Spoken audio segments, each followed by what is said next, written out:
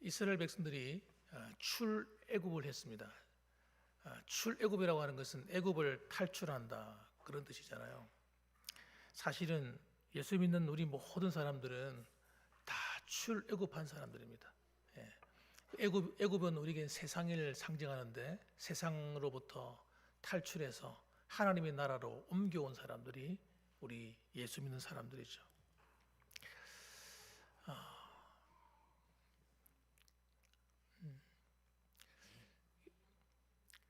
하나님은 애굽에 재앙을 내리시는데 왜 10가지 재앙을 내릴까? 여러분 우리가 설명을 드렸죠. 그 10재앙의 의미에 대해서 쭉 설명을 드렸습니다. 이 세상 나라에 대한 심판입니다. 그리고 세상에 이런 온갖 우상, 잡동사니들을 섬기는데 그것들에 대한 심판이에요. 그래서 지금 이 시대에도 똑같습니다. 하나님이 우리를 구원하시는 방법도 하나님께서 이 세상을 심판하는 가운데 있다는 걸 아셔야 돼요. 심판하시고 그리고 우리를 그 가운데서 건져내시는 겁니다. 그 가운데 이 6월절은 클라이막스다. 클라이막스. 최고 중요한 이야기다 하는 겁니다. 그래서 오늘 시간에는 한번 그 시간을 한번 생각해 보면서 점검을 해보았으면 좋겠습니다. 자, 21절과 22절 말씀을 보면 왜 6월절 어린 양을 잡아서 피를 뿌렸는가 하는 겁니다. 왜 6월절 어린 양을 잡아서 피를 굳이 뿌려야 되느냐 이거죠. 그냥 하나님이 알아서 그냥 보호할 건 보호하시고 심판할 건 심판하시고 그래가지고 이스라엘 백성들 그냥 하나님이 알아서 그냥 탈출시키면 되지 뭐 복잡하게 막 이렇게 막 이런 걸 만들어 가지고 하시느냐 이거예요. 하도 다분히 의도적이죠. 하나님이 하시는 일은요 그냥 심심해서 어쩌다 보니 그런 게 아니라 아주 의도적으로 일을 하시는 겁니다. 의미가 있는 거예요. 그래서 어린 양을 잡아라. 이 어린 양을 잡는데 왜 하필이면 어린 양이냐 이거예요. 좀 살도 좀 많이 붙어 있는 좀 큰 그런 양을 잡아야지 왜 하필이면 어린 양이야. 여러 가지가 좀 이해가 안 되는 부분이 많죠. 근데 어린 양은 뭘 상징하는 겁니까? 어린 양은 아직까지 완전히 성숙한 그런 개체가 아닙니다. 바로 하나님의 아들로 오실 예수 그리스도를 설명하기 위해서 어린 양을 세팅한 거예요. 어린 양이라는 걸 가르치기 위해서 하는 겁니다. 그리고 어린 양을 잡는데 잡아서 반드시 피를 흘려야 돼요. 피를 갖다가 아무 데나 버리면 안 됩니다. 피를 다 모아야 됩니다. 22절에 보니까 우슬초 묶음을 가져다가 그릇에 담은 피에 적셔서 그릇에다 피를 다 모아 담았다는 거예요. 그 피를 갖다가 사용하는 겁니다. 어떻게 사용해요? 피를 갖다가 우슬초 묶음에다가 찍어가지고 그 피를 그 이스라엘 백성들이 사는 문 임방 좌우 임방 문설주에 뿌리는 거예요. 그 네모난 틀이잖아요. 문 틀. 그 문틀을 갖다가 아래 위로 좌우로 다 피를 칠하는 겁니다. 좌우 설주에 뿌리고 아침까지 한 사람도 자기 집 문 밖에 나가지 마라. 무슨 말이냐면 그 집에 있는 문에 있는 이 문설주와 좌우 임방에 있는 여기 피를 묻혀 놓은 상태에서는 밖으로 나가면 안 된다. 그냥 다 그 안에 있어야 된다는 겁니다. 도대체 이게 뭘까? 왜 복잡할까? 이유가 있는 거예요. 이유가. 여러분 피를 바른다고 하는 것은 다시 피를 흘렸다고 하는 것은 주님께서 말씀하시기를 레위기서에 보면 피는 뭘 말하냐? 생명을 말한다 그랬거든요. 피는 생명을 말하고 그 피를 흘렸다고 하는 것은 죽었다는 얘기하는 겁니다. 죽음을 얘기하는 거예요. 이 문설주에 피가 발렸다는 얘기는 이 안에 있는 사람들은 다 죽은 사람들이다 이런 얘기입니다. 죽었어요. 죽어 있기 때문에 심판할 필요가 없는 거예요. 다 죽었다. 그래서 거기는 그냥 그 집은 넘어가는 거예요. 넘어가는 것 갖다가 영어로 말하면 패스 오버 이렇게 말하잖아요. 넘어서 지나간다 이런 뜻입니다. 유월이란 말이 한문으로 유월이란 말이 넘어서 지나간다는 뜻이에요. 그래서 하나님의 심판이 하나님의 그 재앙이 그 죄로 말미암는 인생의 그 저주가 피가 발려 있는 집마다 다 뛰어넘어간다는 거예요. 그래서 그 어린 양이 사실 우리가 죽어야 되는데 어린 양이 대신 죽어서 그 안에 있는 사람의 생명을 보호한다. 그런 의미가 들어 있습니다. 그렇기 때문에 이것을 상징하는 것이 성경에 여러 군데 나오거든요. 아주 크게 두 가지가 있습니다. 하나는 할례입니다. 할례. 할례는 뭐냐? 할례는 자기 남자의 가장 중요한 부위를 갖다가 칼로 오려내는 거거든요. 피를 흘려서 오려냅니다. 그 죽음을 상징하는 거예요. 죽었다는 거예요. 죽어서 하나님 것이 된 겁니다. 마찬가지 세례도 똑같습니다. 세례가 뭐 하는 겁니까? 세례는 물을 가지고 찍어 바르는 게 아닙니다. 원래는 우리 상징적으로 하지만은 개혁주의에서는 원래는 침례죠. 침 물속에 들어간다는 거예요. 그것도 침례도 아무 데서나 하면 안 돼요. 요즘 보면 뭐 침례교에서는 그 교회 강단 뒤에다가 이렇게 목욕탕을 만들어 놓습니다. 만들어 놓고 거기서 이제 세례식을 행하는 거예요. 침례를 행하는 거예요. 그건 성경적으로 아주 비성경적인 겁니다. 침례식은 다시 말하면 세례는 반드시 물이 흘러가야 돼요. 물이 고여 있으면 안 돼요. 물이 고여 있다는 것은 저주받았다 이런 의미가 들어 있습니다. 부정하다 그 뜻이에요. 그러니까 물이 고여 있는 것은 하나님 볼 때 아주 안 좋은 겁니다. 반드시 물이 흘러가야 됩니다. 그래서 요단강으로 나가야 되는 거예요. 뿔이라고 하는 영화가 있어요. 뿔이라는 영화 보시면 거기 흑인들이 나오는데 흑인들이 예수님을 믿어서 구원받았고 그들이 침례를 행합니다. 세례 의식을 행하는데 보면 전부 다 강가에 가서 해요. 강가에서 물이 흘러가는 데서 하는 거예요. 이게 아주 성경적인 겁니다. 왜 그렇게 하는가? 여러분, 이 물이라고 하는 것은 그 사람을 깨끗이 씻는다 그런 의미도 있지만 더 중요한 의미는 죽음입니다. 죽음. 물 속에 들어가서 죽는 거예요. 그래서 죽어서 다시 사는 거예요. 이것이 여러분 복음입니다. 복음. 죽었다가 새로 태어나는 거예요. 새로 살아나는 것. 이게 부활이잖아요. 부활. 이 속에는 부활 의미도 들어있는 거예요. 세례 속에는. 그래서 이 6월절은 여러분 우리의 죽음을 말합니다. 예수 그리스도와 함께 우리가 죽었다는 거예요. 갈라디아서 2장 20절 말씀에 바울이 예수를 믿고 난 다음에 복음의 의미를 정확하게 깨달았어요. 진짜 바울은 진짜 대단한 하나님 은혜를 입은 사람이에요. 그래서 복음을 정확하게 설명을 합니다. 갈라디아서 2장 20절 말씀에 내가 그리스도와 함께 어떻게 되었다고요? 십자가에서 못 박혔나니 그런즉 이제 내가 사는 것은 내가 아니라 오직 내 안에 그리스도께서 사신 것이다. 이런 너무나 멋있는 고백을 했단 말이에요. 여러분, 우리가 예수님을 믿는 것은 유월절 어린 양의 그 피로 말미암아 그분이 죽으심과 함께 나도 함께 십자가에서 못 박혀서 내가 죽은 겁니다.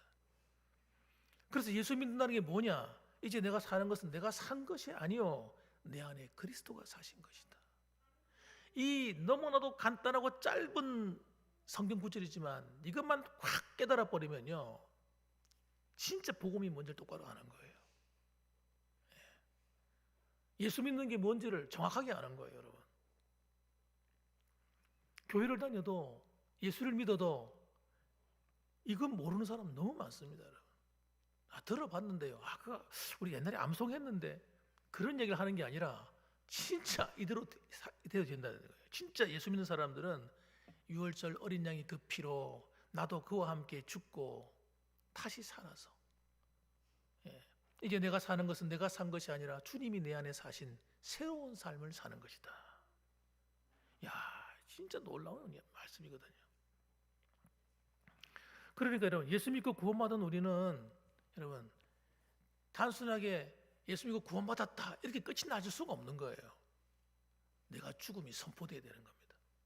따라합시다. 나는 죽고 이게 예수 믿는다는 게 이게 시작되는 거예요. 내가 죽은 겁니다. 내가 죽었는데 자세히 살펴보면 안 죽었잖아요. 그죠? 안 죽었지. 어떻게 죽었습니까? 여전히 살아있지. 이 말이 무슨 의미인지를 여기서 모르는 사람이 모른단 말이에요. 이 죽었다는 의미가 뭐가 죽었다는 얘기인지를 모르는 거예요. 따라합시다. 죄에 대하여 죽고 이 말이거든요. 또 다른 말로는 옛사람에 대하여 죽고 이런 뜻입니다. 죄에 대해서 옛사람에 대해서 난 죽었다. 이제 내가 산 것은 산 것은 다시 복음 안에서 하나님 말씀 안에서 새롭게 살아가는 겁니다. 그래서 우리는요 새롭게 산 이 새 생명은 내 마음대로 살 수가 없는 거예요. 내 마음대로 살 수가 없어요. 내 마음대로 죄 짓고 못 살아요. 거듭난 새 생명은요, 그렇게 사라지지가 않습니다.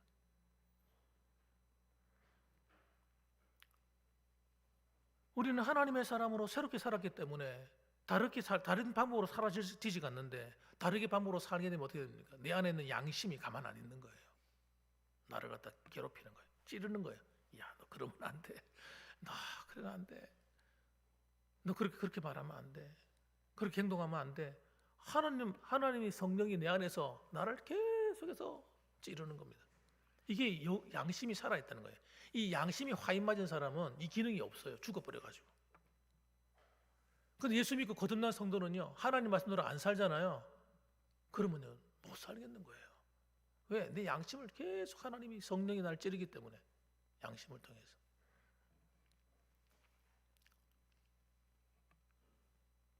유월절 어린 양의 사건은 예수님이 십자가의 죽으심으로 완성이 되었습니다. 그래서 우리는 유월절 안 지킵니다. 하나님의 교회인가 하는 데서는요, 유월절을 꼭 지켜야 된다고 막 강조합니다. 그래서 교회 다니는 사람들을 막 헷갈리게 만드는 거예요. 맞다, 유월절 하나님 꼭 지키라고 말했잖아. 근데 유월절에 그 어린 양이 이 땅에 오셔서, 보아라, 세상 죄를 지고 가는 하나님의 어린 양이로다. 그분이 오셔서 유월절 어린 양의 그 십자가의 죽으심으로 완성해버렸단 말이에요. 그래서 우리는 유월절 안 지키는 겁니다.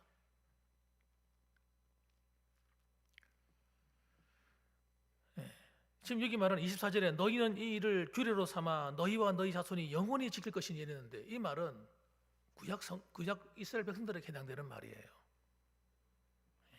그런데 이스라엘 백성들 지켰습니까? 안 지켰습니까? 이대로 죽자고 안 지켰습니다, 여러분. 목숨 걸고 안 지켰어요, 이스라엘 백성들이. 그들이 가나안 땅에 들어가면 이대로 지켜라, 유월절 지켜라 이렇게 말씀했는데 안 지켰어요.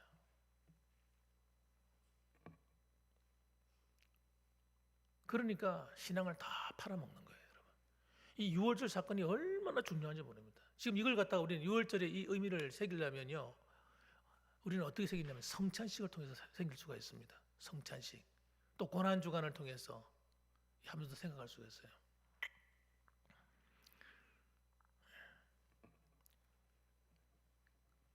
이 유월절의 은혜를 잊어버리면 어떻게 되느냐? 무서운 결과가 옵니다. 무슨 결과? 자, 요한계시록 2장 4절 말씀, 여러분 성경 있는 분은 찾아도 되고 없는 분은 따라서 들어보셔도 됩니다.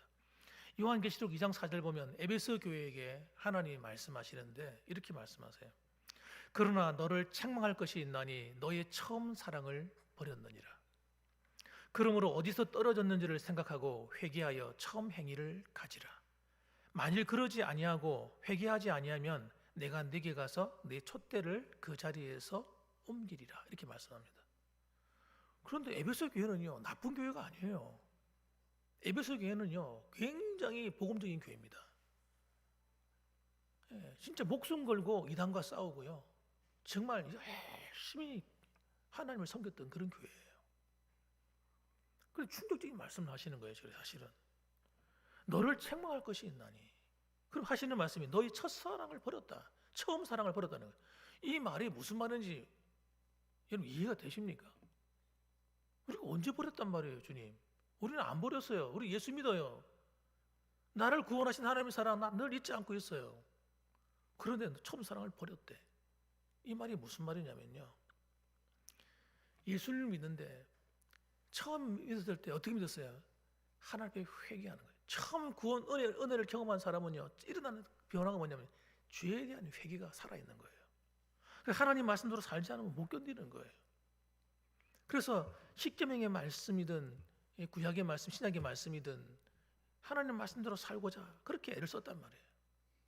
어느 날 이 구원의 은혜가 상실되니까 어떻게 되냐면 하나님 말씀을 따라 사는 것을 등한히 여기게 되는 거예요. 그 얘기를 하는 겁니다. 그래서 예수 믿으면서 십계명을 안 지키는 거예요.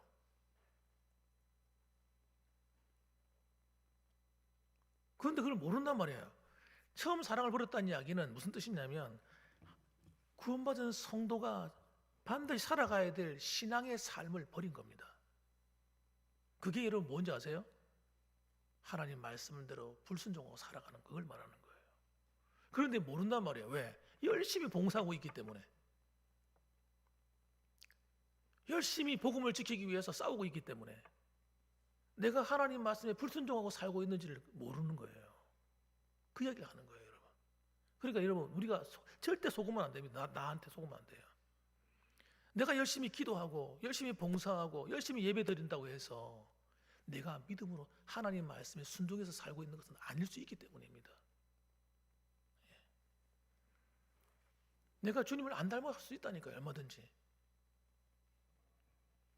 그 이야기 하는 거예요. 그래서 회개하라고 하는 거예요, 회개. 회개가 뭐겠습니까, 회개야? 회개는 죄와 관련된 거예요. 말씀과 관련된 거라고요. 제가 십계명 가지고 기도해라 이 말은 무슨 뜻이냐면요, 십계명 붙들고 회개하라는 뜻입니다, 여러분. 나를 발견할 수 있기 때문에. 그렇게 하다 보면 이게 뭐 별로 쉽지 않잖아요. 또 해야 되나? 또 해야 되는 거예요. 나는 믿을 수가 없다니까. 내 자신을 믿을 수가 없어요. 돌아서서는 내 입에서 악이 나오고, 돌아서면 내 마음이 하나님 기뻐하지 않는 그런 마음을 품고 그런 생각을 품게 되고, 나도 모르게 그러는 거예요. 이 믿음이 없어서 그런 게 아니라 영적인 문제예요. 이건 영적인 문제. 그래서 회개에서 처음 행위를 가지란 말은 회개에서 말씀으로 돌아오라 그 얘기를 하는 겁니다. 처음에 하나님 말씀대로 살고자 애쓰던 그 순수한 믿음으로 돌아오라는 거예요.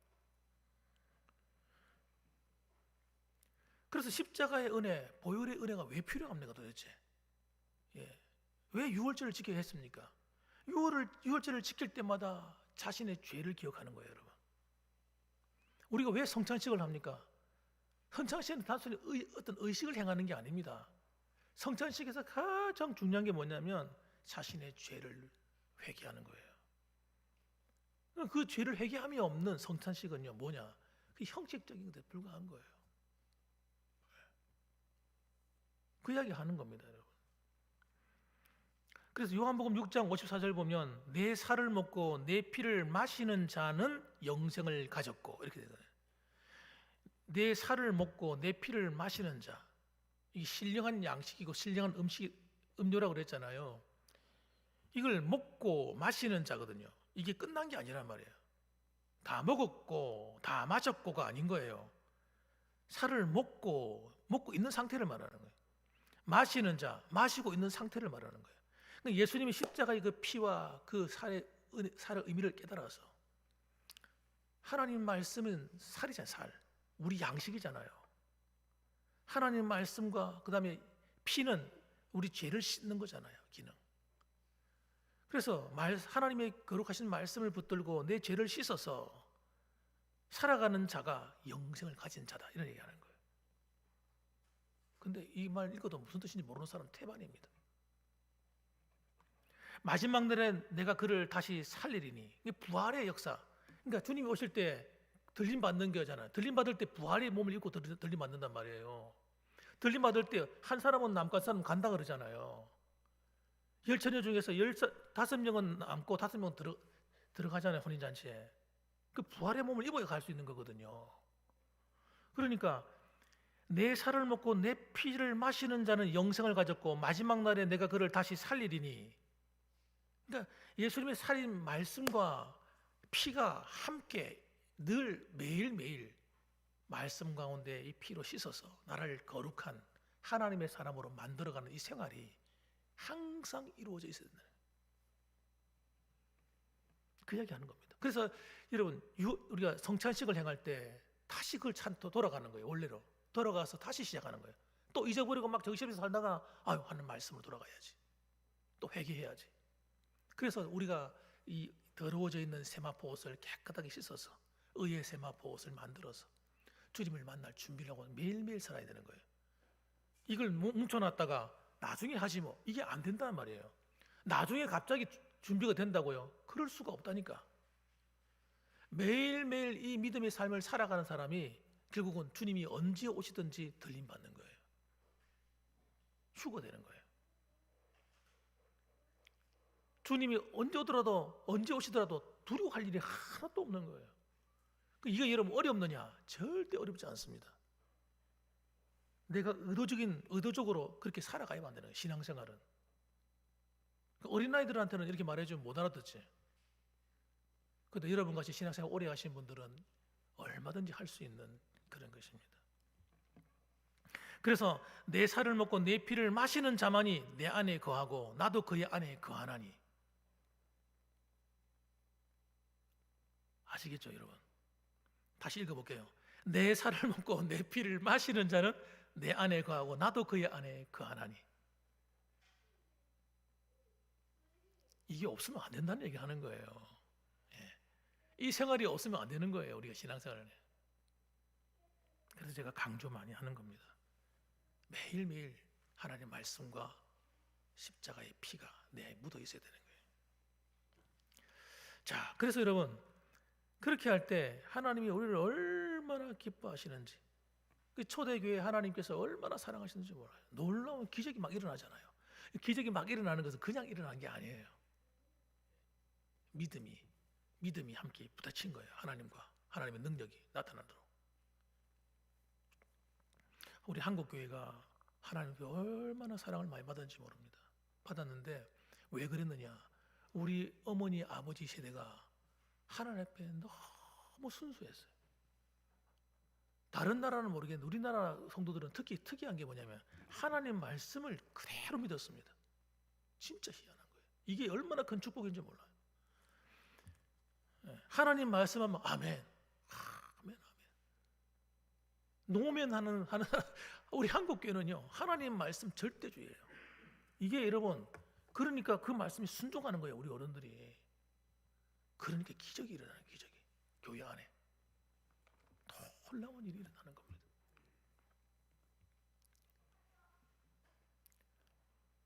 성령의 역사, 성령 주세요 말 안 해도 성령이 그 사람에게 임하는 거, 역사가 막 나타나는 거예요. 회개하니까. 회개하지 않으면요 절대 성령의 역사는 나타나지 않습니다. 매일매일 회개하는 삶이 되어 있으니까 하나님의 성령이 항상 함께 해주는 거예요. 이런 일이 막 일어나는 거예요. 가정에도 교회도 성도들의 삶 속에도 하나님의 기적이 일어나는 거예요. 저는 우리 봉황교회가요 하나님이 역사 놀라운 기적이 매일같이 일어나는 곳이 되기를 주님의 이름으로 축원합니다. 매일같이 일어났던 게 있어요. 예배 드릴 때마다 하나님의 놀라운 은혜와 영광이 구약시대는 막 구름으로 막 이렇게 나타났다고 하는데 하나님의 임재가요 우리는 구름이 아니라 성령의 능력으로 할렐루야. 그랬으면 좋겠어요. 그런 걸 저는 꿈꿉니다. 그래서 여러분 오늘도 이 유월절과 십자가의 은혜, 이스라엘 백성들이 그런 자격이 있어서 구원받은 거 아니잖아요. 저는 이스라엘 백성들 있다가 민수기 읽다가 막 열받아가지고 여러분 민수기 한번 읽어보세요. 이스라엘 백성들 이야 믿음이 있나 없나 여러분 그런데 하나님이 그들을 사랑하시는 거예요. 그런데도 불구하고 우리는 어떻습니까? 우리는 여러분 구약 백성들보다 1000배 만배 사랑을 입은 자들이에요. 왜? 하나님의 아들이신 예수님이 직접 오셔가지고 그의 핏값으로 우리를 구원해 주셨으니까 하나님이 우리를 향한 사랑은요 너무너무 놀라운 거예요. 그래서 이 세상의 모든 나라와 모든 세상의 이 흐름이 여러분 아십니까? 여러분과 저를 중심으로 돌아가고 있다니까. 여러분 전 세계가 돌아가는 이 역사의 소용돌이 속에서 저것들끼리 알아서 막 돌아가는 것 같죠? 아닙니다. 우리 믿는 성도들을 중심으로 돌아간다는 사실. 믿으시길 주님의 이름을 축원합니다. 그래서 여러분 우리는 세상이 무슨 요동을 치고 하는지 두려워할 게 하나도 없다니까요. 하나님이 우리와 함께 하시는 데까지. 저는 이거 깨닫고 난다면요 두려움이 하나도 없어요. 진짜 마음이 편안합니다. 나라가 어떻고 무슨 일이 막 일어나도 하나도 두렵지가 않습니다. 하나님이 일하고 계신다. 많이 피곤하시죠? 나도 피곤해요. 아까 앉아 있는데 몸이 너무 피곤하더라고. 어제도 아침 9시부터 나오셔가지고 우리 어른들 이야 하루 종일 일하셨다. 하루 종일 진짜 하루 종일 일했다. 예. 뒤에 언덕부터 쫙 나무 다 베고 저기 창고 페인트 칠 처음부터 하시고 또 위에 이게도 다 위에 밖에도 보면 페인트 칠 해놓죠. 페인트 칠 다 하시고 또 저기 교육관 페인트 칠 저 위 높이가 올라가가 다 하고 예. 또 식당도 페인트 칠 다 하고 예. 고생 진짜 많이 하셨어요. 그런데 내 생각에는 새벽기도도 못 나오지 싶다 생각했는데 새벽기도 또 나오시네 또. 어깨도 안 좋으신 분도 있고 그런데 이야, 진짜 끝까지 남아서 일하시더라고요. 따라합시다. 하나님이 기뻐하시겠습니다. 예, 하나님이 얼마나 기뻐하실까. 너무너무 기뻐하시. 여러분 오늘도 여러분 이 주님의 그 사랑과 은혜 안에 여러분이 수고하는 그 봉사가 결단코 헛되지 않습니다. 한 명 더 전도하려고 초청하려고 전화 들고 전화하시고 어떤 데 찾아가기도 하고 수고하고 애쓰고 봉사하는 거 그거 하나님이 다 보고 계십니다, 여러분. 하나님이 너무너무 기뻐하세요. 오늘도 여러분 수고하셨는데 빨리 마쳐드려야 되는데 저도 피곤해가지고 말이 지금 조절이 안 됩니다. 하여튼 하나님께서 여러분 함께 하셔서 정말 매일매일 주님과 함께 동행하는 이 십자가의 은혜가 보혈의 은혜가 살아있기를 주님의 이름으로 축원합니다. 아멘. 기도하겠습니다.